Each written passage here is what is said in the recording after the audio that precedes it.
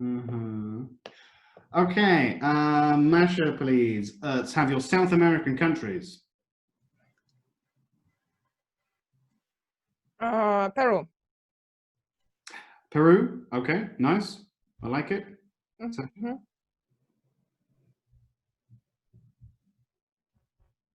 Sash? I do not know whether I pronounced it correctly, to be honest, but it's Chile. I do not know whether it's correct. It's correctly pronounced. No, I'm just trying to think. Peru. Yeah, Peru, South America. Yeah, I was thinking maybe it's Central, but no, it is. Yeah, it's South America. And Maria? Ecuador. Ecuador. Is Ecuador South? Yes, it is. Okay, excellent. Very good. There is some debate about that, by the way, Sasha, as to how to pronounce it, because in Spanish, of course, it's pronounced Chile. So people might argue that you should pronounce it Chile. I personally disagree. I think you should pronounce it in the way that the native language, your native language normally pronounces it. And so I call it Chile. Even I speak Spanish, and I know that it's pronounced Chile in Spanish, but I still would use the English way of pronouncing it.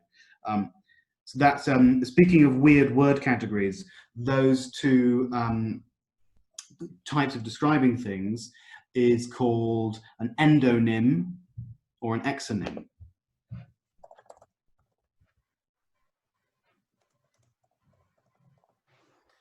So an endonym would be, for example, London is an endonym because London is how we say the name of our capital city in English. But for example, if you're speaking Spanish, then you might say Londres, which is how they say London in Spanish. So that's an exonym. When I say the word Moscow, that's an exonym because that's the English word for the capital of Russia, but then Moskva is an endonym. Okay? All right then.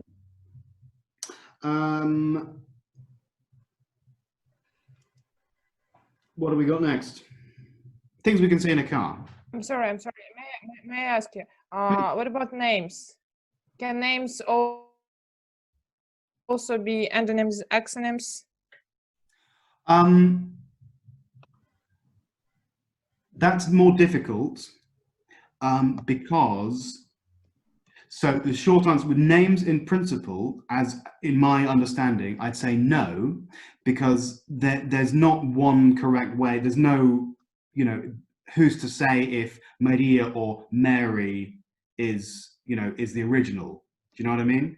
The origin. Of course, so they would, that maybe that's not endonyms or exonyms. That would be maybe an example of, sort of convergent etymological evolution of language. However, talking about specific people, specific historical figures, for example, Ivan the Terrible, yes, that would be an example of an exonym, whereas Ivan would be an endonym.